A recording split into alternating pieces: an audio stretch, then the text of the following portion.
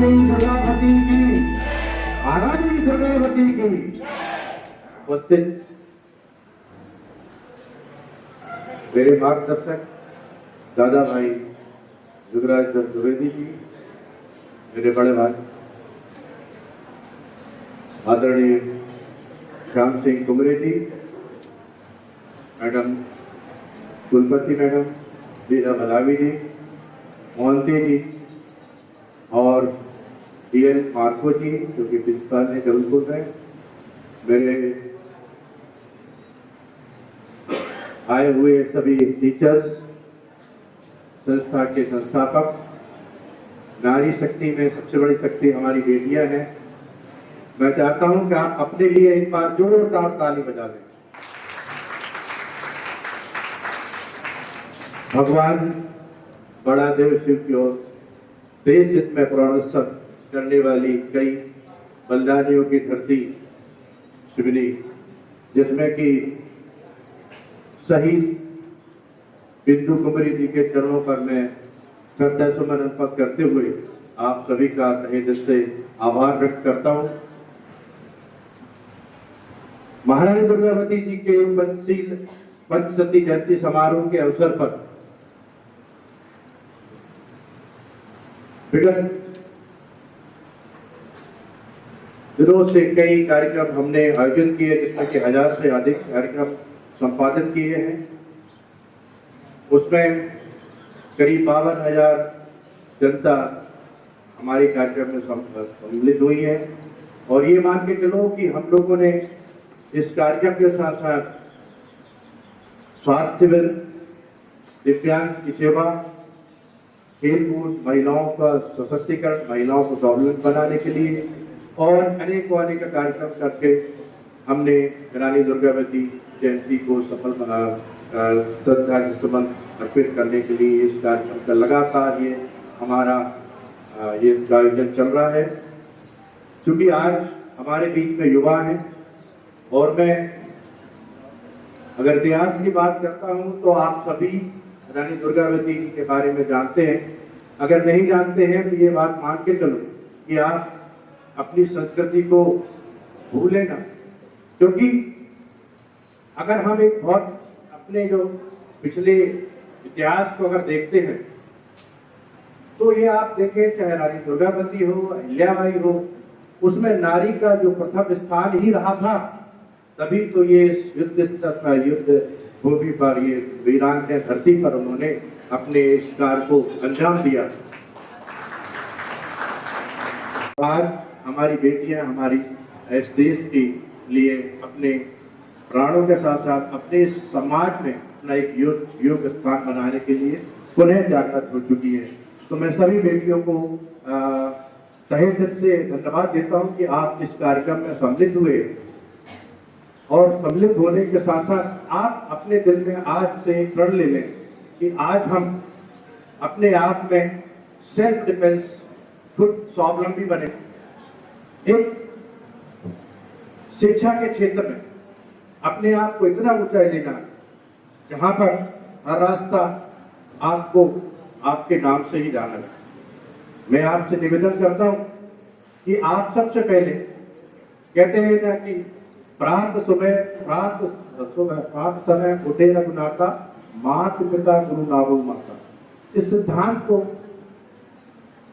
Accept करें, क्योंकि क्या होता है कि इस धरती पर हमने ईश्वर को नहीं देखा, पर अपने माँ बाप को देखा है, फिर गुरुओं को देखा है जिनके द्वारा हम शिक्षा ले रहे हैं।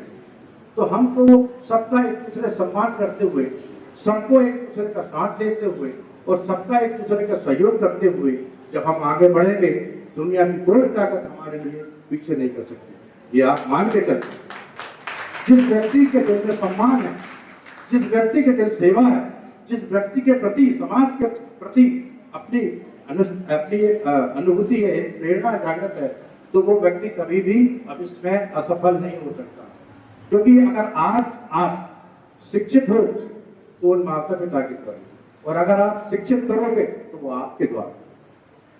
ये मान के चलिए कि आप, क्योंकि आप एक युवा वर्ग हैं और हम चाहते हैं कि आने वाले समय में जो हम ये कार्यक्रम की योजना बना के चल रहे हैं, इसका मुख्य उद्देश्य ही लोगों को, बच्चियों को, बेटियों को आने वाले समय में उनको बराबरी का दर्जा और बराबरी की हिस्सेदारी मिले। तो चूंकि आप तो, मुझे तो बड़ी जानकर खुशी है कि अब सभी आप एक BA LLB के छात्र हैं और आपसे ज़्यादा समझदार और आपसे ज़्यादा सहयोगी कोई नहीं हो सकता। तो मैं ये चाहता हूँ कि आपका योगदान अपने परिवार के साथ साथ समाज के लोगों को जागृत करने के लिए आप ऐसे करें। अगर एक व्यक्ति, एक स्टूडेंट 4 बच्चों को अपने खुद की शिक्षा देकर आगे बढ़ाता है तो मैं ये सोचता हूँ कि उसको मंदिर जाने की जरूरत नहीं है, वो अपने आप में एक पूजनीय हो जाए। तो सबसे बड़ी चीज है कि अपने आप को शिक्षित तो कर रहे हो पर दूसरों को शिक्षित करने में भी उसका सहयोग दें। अपने आस पड़ोस के बच्चों को, खासकर उन लोगों को दें जहाँ पर जो गरीब बस्तियाँ हैं, जहाँ पर जिनके बच्चे पढ़े नहीं रहे, उनको जरूर आप सहयोग करें। क्योंकि आपके सहयोग से अगर किसी का जीवन सफल होता है तो ये मैं मानता हूँ कि उससे बड़ी कोई धर्म नहीं है, कोई कुछ नहीं है। मेरी आपसे यही प्रार्थना है और विनती है कि आप अपनी शिक्षा के स्तर को आगे के साथ साथ और लोगों को साथ लेकर अपने आप को तो बढ़ा ही रहे हैं, साथ साथ अपने आसपास के लोगों को प्रोत्साहित करते हैं। खासकर अभी चूंकि मैं मेडिकल कॉलेज में हूँ, अभी हमने क्योंकि ऐसे चीज़ें जो कि आप सब जानते हैं, बहुत सी आज के समय में इतनी घटनाएं होती जा रही हैं जिसका कि हम केवल पछतावा के अलावा कुछ नहीं कर सकते। पर वो नहीं, आज समय बदल चुका है। मैं चाहता हूं कि इस संस्था में भी, संस्था के संस्थापक के द्वारा भी एक सेल्फ डिफेंस, स्वयं को आगे बढ़ाने के लिए, स्वयं को सुरक्षित करने के लिए यहाँ पर एक योजना बनाई जाए, एक ऐसी ट्रेनिंग दी जाए जो कि बच्चे अपनी सुरक्षा खुद कर सकें। एक ऐसा एक प्लान करके उसको किया जाए, क्योंकि अभी मेडिकल कॉलेज में अभी शुरू हुआ है, जिसकी कि सारे जो मेडिकल स्टूडेंट की जितनी बच्चियाँ हैं, बेटियाँ हैं, वो हमारे यहाँ पर योग के साथ साथ एक सेल्फ डिफेंस, जूडो, कराटे ये सब शुरू हो गया है ताकि वो खुद की सुरक्षा कर सकें। क्योंकि समय अब ये है कि आपको सुरक्षा खुद ही करना है और आगे बढ़ना है। मैं चूँकि इस सब्जेक्ट के द्वारा बहुत सी चीज़ें हैं क्योंकि मैडम ने ही बता दी है और आने वाले समय में आप चूँकि यूट्यूब के द्वारा भी जान पाएंगे। हाँ, मैं ये जानता हूँ अगर आप मोबाइल का उपयोग करते हैं तो मैं ये भी मानता हूँ कि मोबाइल हमारे लिए बहुत लाभकारी है, पर उसका सदुपयोग करो। अगर दुरुपयोग करोगे तो मैं समझता हूँ कि वो उससे ज़्यादा नुकसान, आपको ज़्यादा कुछ हो ही नहीं सकता। सबसे ज़्यादा नुकसान होगा आँखों की खराबी, जो कि आज के 18 साल या 10 साल के बच्चों में जो चश्मा लगने लगे हैं वो उसका कारण है मोबाइल। जब बच्चा पैदा होता है तो मम्मी अपने क्या करते हैं कि बोलते कि यार बच्चा किसी तरह से परेशान ना करे तो उनके हाथ में मोबाइल दे देती है, पर वो ये नहीं जानती कि यही मोबाइल उनके लिए बहुत बड़ा हानिकारक है। तो ये मोबाइल जो है ना, इसके जो रेडिएशन है आंखों के लिए हानिकारक है, उसका उपयोग सदुपयोग के लिए किया जाए, उपयोग के लिए किया जाए। उसका दुरुपयोग करेंगे तो आपके शरीर के लिए नुकसानदायक है। और मैं ये बिल्कुल सही बोल रहा हूँ, अगर आपको विश्वास ना हो तो आप बिल्कुल 24 घंटे का उपयोग करें। आपके दूसरे दिन आपको एक तो टेंशन भी होगा, दूसरा आपकी आंखों में दर्द होगा, सिर दर्द होगा, बहुत सी चीजें हैं जो आप किसी डॉक्टर के पास जाओगे 500 रुपये जब फीस दोगे समझ में आ जाएगी, है ना।